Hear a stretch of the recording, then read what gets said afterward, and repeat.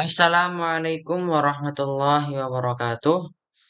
Baik teman-teman, pada kesempatan kali ini saya akan menjalankan tugas ke-9 ini dengan soal buatlah video tutorial tentang 3 jenis looping yang telah diajarkan menggunakan JavaScript.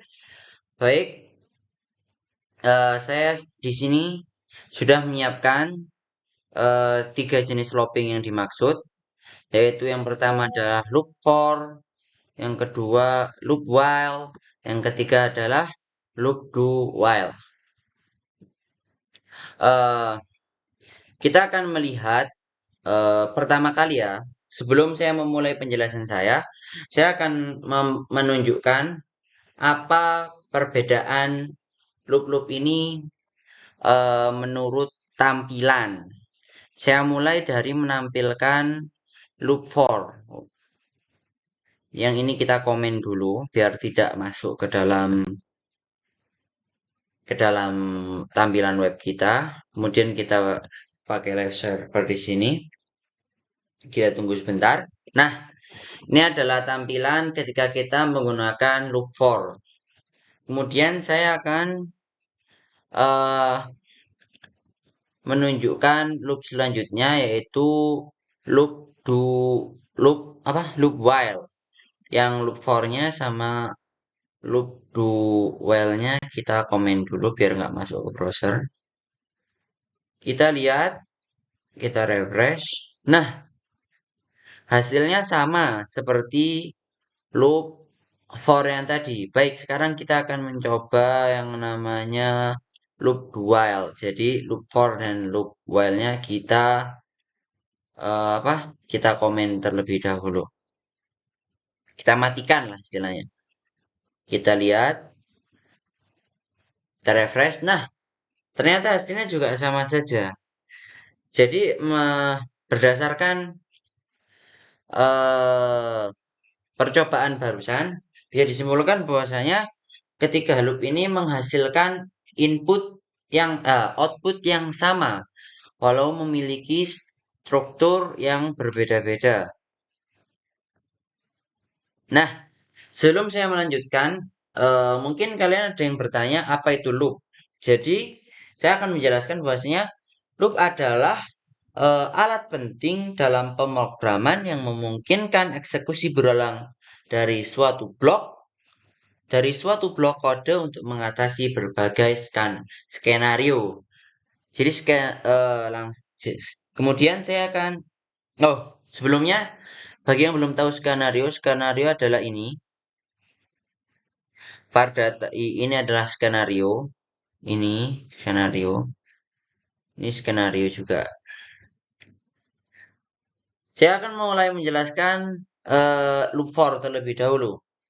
Ini loop for. Jadi loop for adalah jenis loop yang digunakan untuk mengulangi blok kode dengan jumlah iterasi yang sudah diketahui sebelumnya. Secara struktur loop for ini dimulai dengan ini var i sama dengan 0. Ini adalah inisiasi atau eksekusi pertama sebelum loop dimulai. Jadi var i sama dengan 0 itu adalah inisiasi ya. Yang kedua adalah i kurang dari data lag. Data lag adalah ini apple, banana, cherry, date, grape, atau inilah ini. Ini adalah data lag. Apa yang ada di dalam array ini adalah data lag. Jadi yang kedua ini adalah kondisi. Kondisi yang dievaluasi sebelum setiap iterasi. Jika false, maka berhenti. Jika false maksudnya adalah tidak sesuai. Misalnya kita balik gitu, nggak akan jalan kodenya. Kita komen aja sebagai bentuk bukti. Nanti kalian nggak percaya. Nah, kita lihat ya. Kita balik misalnya. Ini kan jadi nggak sesuai. Nah, jadi seperti ini. No, nggak muncul. Karena nggak sesuai. Kita ulangi. Kemudian yang ketiga adalah ini. I++.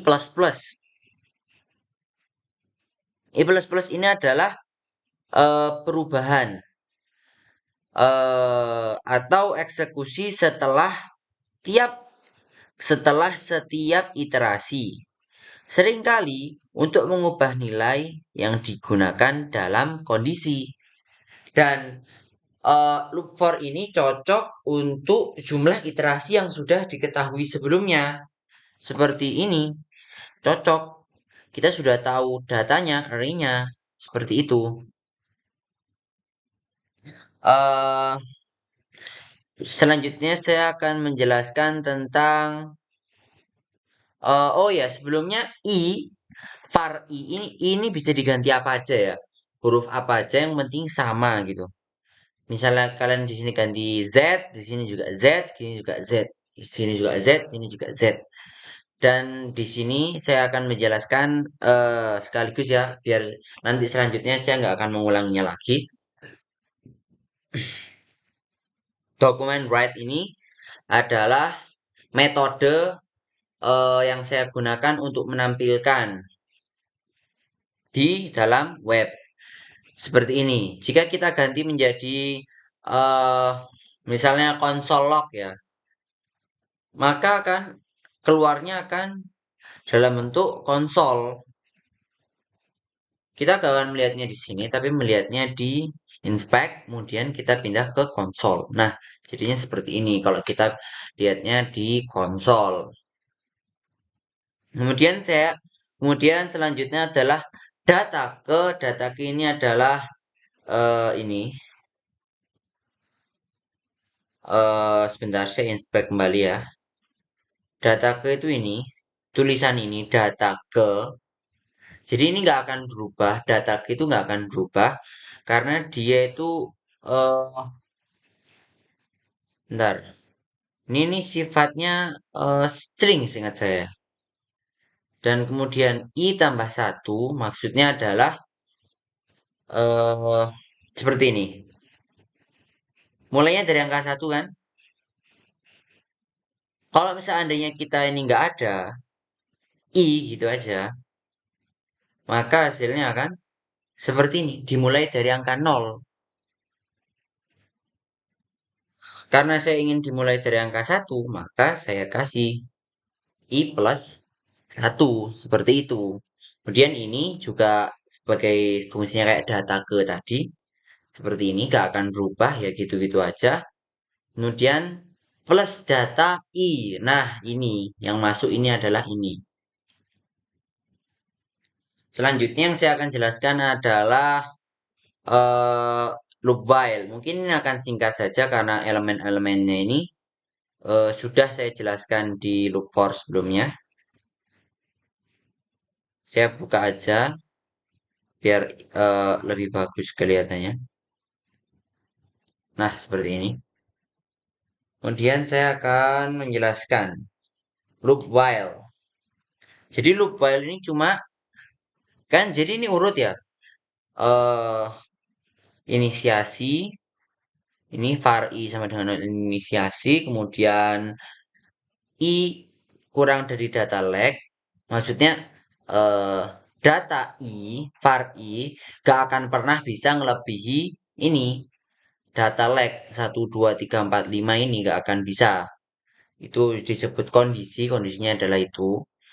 Terus i plus plus adalah perubahan eksekusi. Sedangkan loop while adalah ini i kurang dari data lag. Jadi itu cuma kondisi saja. Untuk yang lainnya sama, ini kondisi dan eh, kondisi lainnya itu ditulis di sini di luar dari loop yang kita mau. Dan yang ketiga adalah loop while. Sama seperti hampir sama lah seperti loop while, cuman loop do while ini kondisinya berada di akhir dan outputnya berada di tengah. Output yang kita inginkan berada di tengah. Ini berada di akhir. Loop loop while-nya berada di akhir. Dan var-nya seperti loop while juga di luar. Jadi saya paling suka itu sama loop for. Saya sarankan juga kalian menggunakannya loop for karena ini lebih terstruktur dan enak dibaca gitu. Jadi datanya ini, perintahnya ini, datanya ini, perintahnya ini, outputnya ini, enak toh? Jadi lebih terstruktur, berbeda dengan dua yang lainnya. Mungkin ini saja penjelasan dari loop, tiga loop ini, loop for, loop while, dan loop do while. Kurang lebihnya saya mohon maaf. Dan akhir kata, wassalamualaikum warahmatullahi wabarakatuh.